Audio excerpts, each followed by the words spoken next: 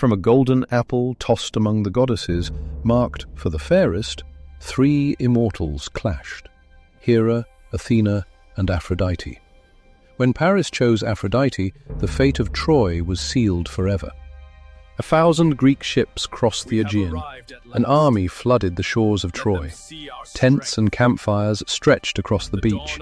The great war had begun. Inside the command tent, Achilles and Agamemnon clashed. Agamemnon seized Briseis, wounding Achilles' honor. The warrior drew his sword, blade aimed at his own commander. Athena descended from heaven and stayed Achilles' hand. He swallowed his rage, sheathed his blade, and turned away. From that day, Greece's greatest fighter refused to fight. Without Achilles, the Greeks crumbled entirely. Soldiers fell beneath Hector's relentless spear, their ships surrounded by enemy forces. Troy's formidable prince cut through them like a living storm of destruction. Patroclus rushed into Achilles' tent and fell to his knees. He begged his friend to fight. When Achilles refused, he begged for the armor instead. Patroclus put on Achilles' armor, took up spear and shield. He looked every bit the hero Greece so desperately needed. Patroclus charged boldly onto the chaotic battlefield. The Trojans, believing they saw the legendary Achilles in his distinctive armor, scattered in absolute terror. He relentlessly drove them back, all the way to the massive gates of Troy. At the city walls, the god Apollo appeared from the clouds. A single blow knocked the helmet from Patroclus's head, revealing who he truly was. Hector stepped forward and drove his spear through Patroclus. He fell slowly, the great armor dark with dust and blood. A beloved friend was gone. Hector dragged Patroclus's body across the field and stripped away Achilles' armor. Victory cheers echoed across the plains of Troy. From the distant camp, Achilles saw Patroclus's body. He fell to his knees and let out a cry that shook heaven itself. The sea trembled. Vengeance was coming.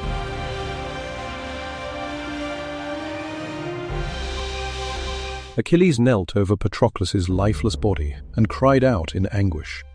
His profound grief shook the very heavens above. The sea itself trembled at the raw sound of his desperate wailing.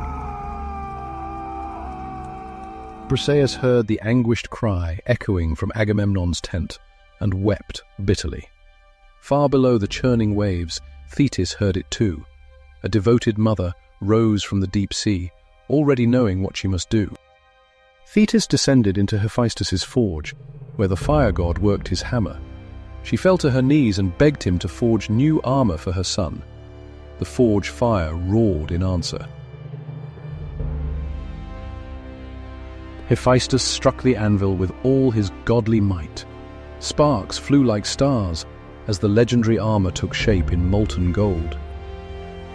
Thetis returned to her son with radiant golden armor and a legendary shield forged by divine hands. Achilles reached out eagerly. In his mother's hands lay his destined path to glory. He put on the divine armor piece by piece. His grief transformed into something colder, something fiercer.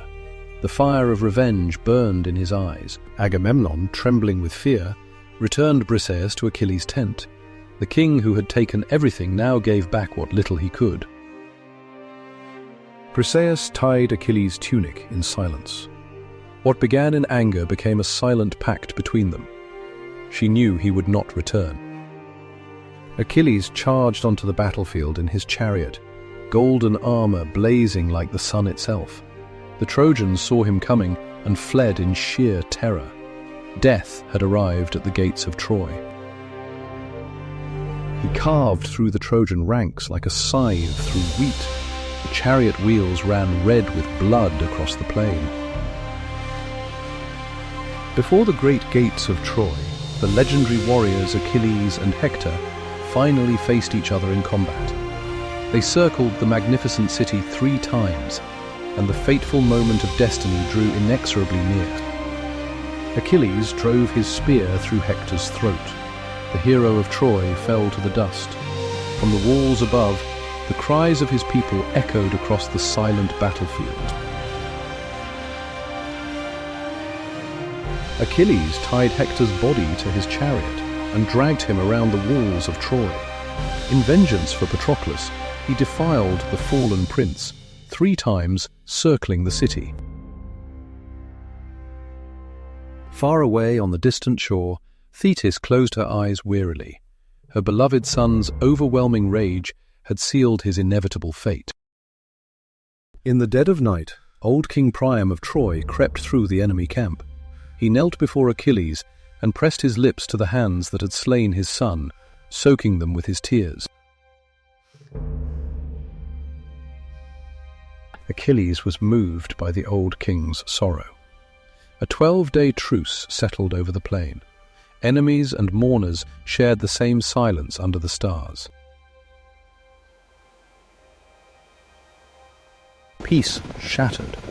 Achilles charged onto the battlefield like a god of vengeance, his golden armor blazing brilliantly like the scorching sun, driving the terrified Trojans back toward their fortified gates in desperate retreat. High above on Olympus, Apollo looked down with cold judgment upon the mortal realm. His divine decree had been solemnly delivered. The fated end of the Invincible One had finally come.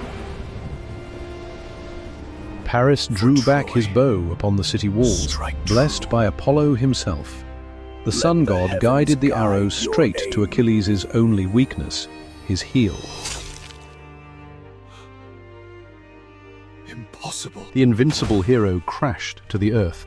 His golden armor struck the dust. He reached for the arrow in his heel, and for the first time saw the shadow of death in his eyes. Both armies fought savagely for his lifeless body. Far across the shimmering Aegean Sea, Thetis let out a piercing wail of anguish, and the ocean itself rose and fell dramatically with her profound grief. With Achilles gone, Odysseus conceived the final deception. Greek craftsmen built a colossal wooden horse under the moonlight, a trap unlike any Troy had ever seen. The Trojans dragged the massive wooden horse inside their protective walls and celebrated their victory through the entire night. At midnight, Greek warriors silently emerged from its hollow belly and threw open the city gates. Troy was swallowed by flame. Palaces crumbled, pillars fell, black smoke rose into a blood-red sky. The funeral pyre of a great civilization. Centuries passed slowly onward. The ancient walls gradually turned to dust, their names utterly forgotten by all. But the powerful legend of Achilles' wrath echoed loudly through time, never truly fading away. A bronze chime cut through the ages. In the dark gold and black mist of an ancient eastern battlefield, a legend older than Troy was stirring awake.